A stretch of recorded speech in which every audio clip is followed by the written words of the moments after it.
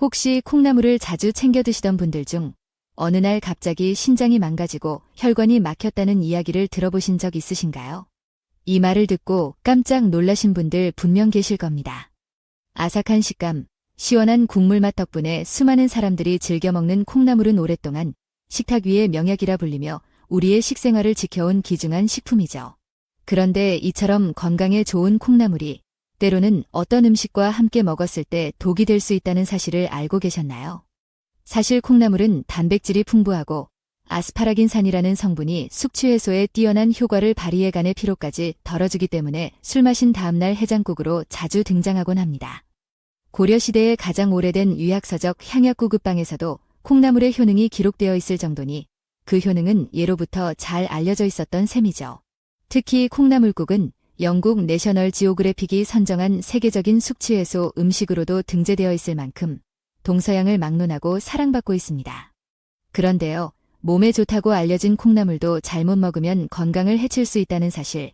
오늘 이 이야기를 들으시면 이제 콩나물을 드실 때 조금 더 신중하게 선택하게 되실 겁니다.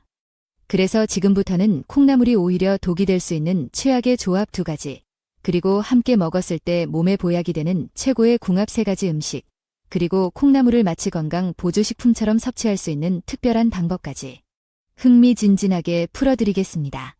지금부터 콩나물이 우리 몸에 가져다주는 기적 같은 효능과 함께 조심해야 할 부분까지 하나하나 알려드릴 테니 끝까지 집중해서 따라와 주세요. 먼저 콩나물이 가진 놀라운 첫 번째 효능은 바로 근육을 튼튼하게 만들어준다는 점입니다. 우리 몸은 30대 후반부터 서서히 근육량이 감소하기 시작하고 60대 이후에는 그 속도가 급격히 빨라져 우리나라 60세 이상 인구 중 무려 30%가 근감소증에 걸린다고 알려져 있습니다. 근감소증은 단지 근육이 줄어드는 문제가 아니라 당뇨병, 심혈관 질환, 심부전증, 심지어 암까지 유발할 수 있는 무서운 질병이기도 하죠. 그런데 이런 근감소증을 예방하고 오히려 근육을 탄탄하게 만들어주는 음식이 바로 콩나물입니다. 콩나물은 단백질 함량이 매우 높은 편에 속하는데요. 콩나물 속 단백질에는 항고혈압 펩타이드가 들어있어 혈압이 올라갔을 때 이를 저지해주는 작용까지 한다고 하니 단순한 단백질 이상의 효과를 기대해 볼 수 있습니다. 게다가 콩나물에 포함된 이소플라본 성분은 골밀도를 높여 뼈를 튼튼하게 해주고 체내 칼슘 손실까지 막아주니 근감소증과 골다공증을 동시에 예방하는데 탁월한 식품이라 할 수 있겠죠. 이쯤 되면 콩나물이 왜 건강보약이라 불리는지 점점 이해가 되시죠? 이제 다음 장에서는 콩나물이 면역력을 어떻게 강화시키는지, 콩나물의 머리와 줄기, 그리고 뿌리까지 각 부위에 숨어있는 놀라운 효능에 대해 이야기해드리겠습니다. 콩나물의 두 번째 놀라운 효능은 바로 면역력을 극대화시켜준다는 점입니다. 요즘처럼 계절이 바뀌거나 일교차가 심할 때는 감기나 독감에 걸리기 쉬운데요. 이럴 때 콩나물을 꾸준히 섭취하면 우리 몸의 방어력이 확실히 달라집니다. 왜냐고요? 바로 콩나물에는 일반 콩에는 없는 특별한 영양 성분들이 재배 과정에서 생겨나기 때문입니다. 예를 들어 콩나물에는 비타민 B와 비타민 C가 풍부하게 함유되어 있어 폐와 기관지를 튼튼하게 해주고 외부로부터 침입하는 유해물질들을 몸 밖으로 배출시키는 데 큰 도움을 줍니다. 특히 콩나물 머리 부분에는 비타민 B가, 줄기 부분에는 비타민 C가, 뿌리에는 아스파라긴산이 풍부하게 들어있다는 점에서 콩나물은 머리부터 발끝까지 버릴 게 하나도 없는 완전체 건강식품인 셈이죠. 동의보감에도 콩나물은 몸이 무겁고 저리거나 근육과 뼈가 아플 때 치료제로 쓰인다고 기록되어 있으며 염증을 억제하고 열을 내리는 데도 효과가 뛰어나다고 전해집니다. 특히 비타민C는 강력한 항산화 물질로 작용해 체내 장기들의 기력을 회복시켜주고 면역세포의 기능까지 활성화시켜주기 때문에 바이러스나 세균 감염으로부터 우리 몸을 지켜주는 데 중요한 역할을 합니다. 아스파라긴산은 숙취의 원인 물질인 아세트알데히드를 분해하는 데 탁월한 작용을 하기 때문에 술을 마신 다음날 콩나물국이 해장 음식으로 자주 등장하는 것도 무척이나 과학적인 선택이라고 볼 수 있습니다. 다만 이 모든 영양을 온전히 섭취하기 위해서는 콩나물의 머리와 뿌리를 떼지 않고 먹는 것이 중요합니다. 많은 분들이 손질할 때 뿌리를 제거하곤 하지만 사실 가장 중요한 아스파라긴산 성분은 바로 그 뿌리에 많이 들어있으니 이왕이면 통째로 드시는 것을 추천드립니다. 그렇다면 콩나물의 세 번째 효능은 무엇일까요? 바로 고혈압과 변비 예방에 탁월하다는 점입니다. 콩나물에는 100g당 무려 300mg의 칼륨이 들어있습니다. 이 칼륨은 체내에 쌓인 나트륨을 배출시켜 피를 맑게 만들어주고 끈적끈적한 혈액을 정화해주는데 큰 도움을 줍니다.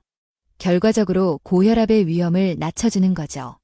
뿐만 아니라 콩나물에 들어있는 식이섬유는 대장에서 수분과 결합하여 변을 부드럽게 만들고 그 부피를 증가시켜 배변 활동을 촉진합니다. 이로 인해 배변의 횟수와 대변량이 모두 늘어나게 되고 자연스럽게 변비가 개선됩니다. 하루 한두 번 콩나물을 꾸준히 섭취한다면 소화기 건강도 함께 챙길 수 있는 셈이죠. 하지만 여기서 중요한 주의사항이 있습니다. 아무리 콩나물이 몸에 좋다 하더라도 모든 사람에게 100% 좋은 건 아니라는 점이죠. 콩나물은 본래 차가운 성질을 지닌 식품이기 때문에 평소 속이 냉하거나 손발이 차가운 분들이 과도하게 섭취할 경우 복통이나 설사 혹은 위장장애를 유발할 수 있습니다.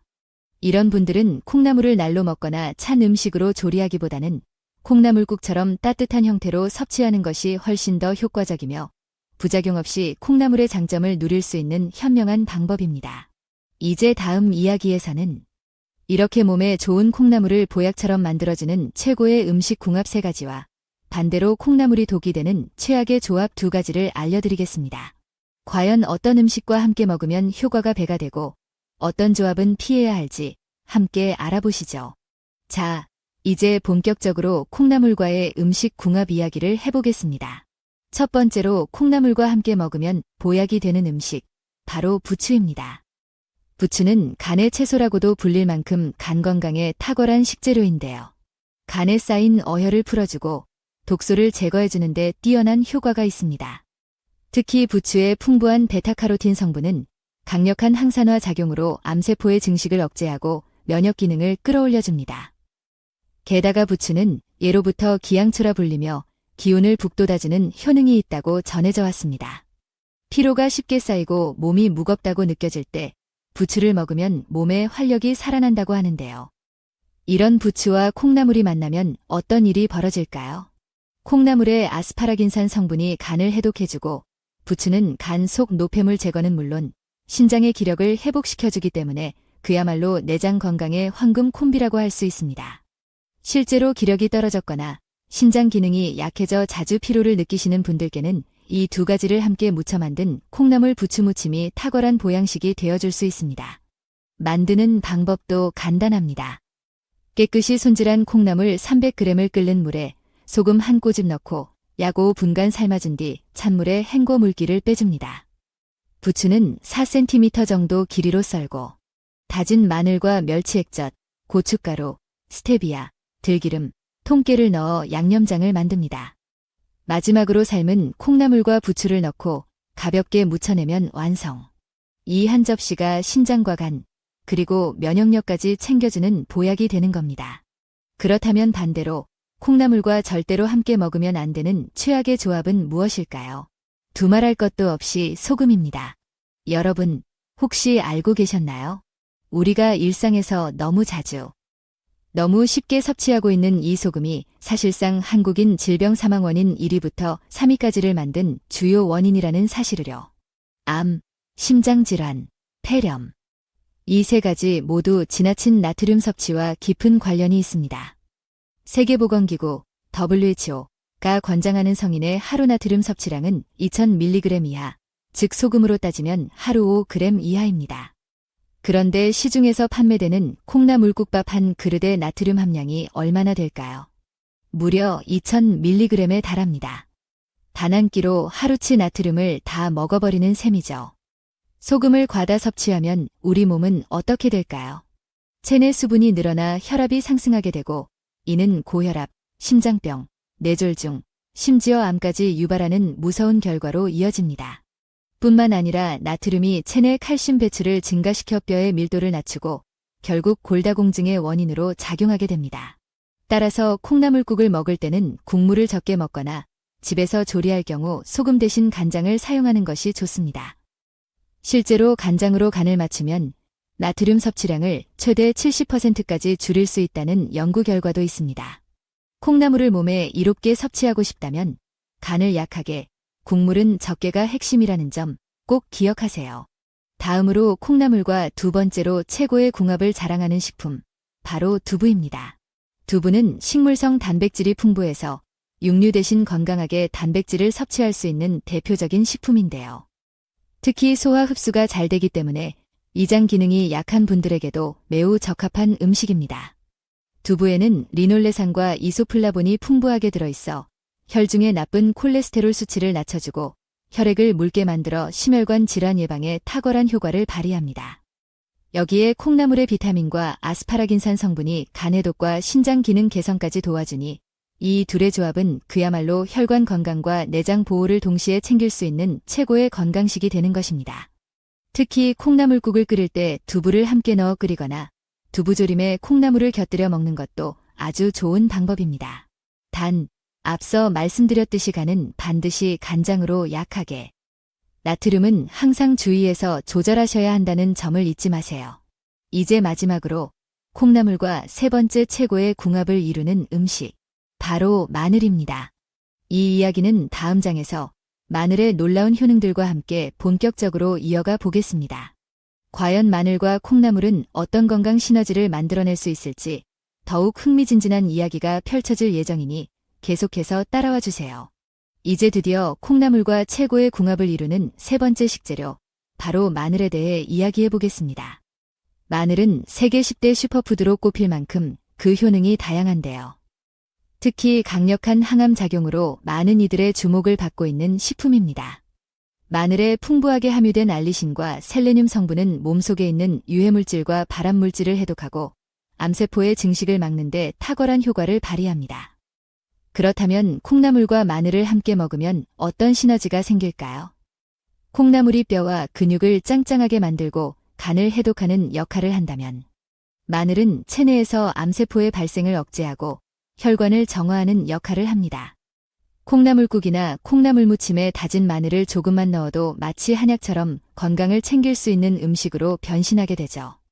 특히 마늘은 단순히 항암 효과 외에도 당뇨 예방, 고혈압 완화, 면역력 증강, 피부 미용에까지 효과가 있어 그야말로 만능 식재료라고 해도 과언이 아닙니다. 마늘 속 알리신은 혈당을 안정화시키고 인슐린 분비를 도와주며 혈관 내 나쁜 콜레스테롤을 제거해 고혈압을 낮춰주는 동시에 셀레늄은 강력한 항바이러스 작용으로 예부 세균이나 바이러스로부터 우리 몸을 보호해줍니다. 그리고 마늘의 또 하나의 특별한 효능, 바로 피부 미용입니다. 마늘에 들어있는 항산화 성분은 피부세포의 노화를 늦추고 주름을 예방하는 데에도 도움을 줍니다. 피부를 밝고 윤기 있게 가꾸고 싶다면 식사에 다진 마늘을 자연스럽게 첨가해보세요. 콩나물 무침에 마늘 한 숟갈 더하면 입맛도 돋우고 피부도 챙기는 일석이조의 효과를 누릴 수 있습니다. 하지만 여기서 주의해야 할 점도 분명 존재합니다. 마늘 역시 건강에 좋다고 무조건 많이 먹거나 아무 음식과 함께 먹는 것이 좋은 것은 아닌데요. 특히 마늘이 독이 되는 경우 가장 먼저 조심해야 할 조합은 바로 마늘 장아찌입니다. 장아찌는 기본적으로 소금이나 간장, 설탕에 절이는 방식으로 만들어지기 때문에 마늘 본연의 좋은 성분이 오히려 과도한 나트륨과 당분으로 인해 몸에 부담을 줄 수 있습니다. 예를 들어 마늘 장아찌를 자주 먹다 보면 나트륨 섭취량이 하루 권장량을 훌쩍 넘기게 되고 설탕으로 인한 혈당 급등이 당뇨를 유발할 수도 있죠.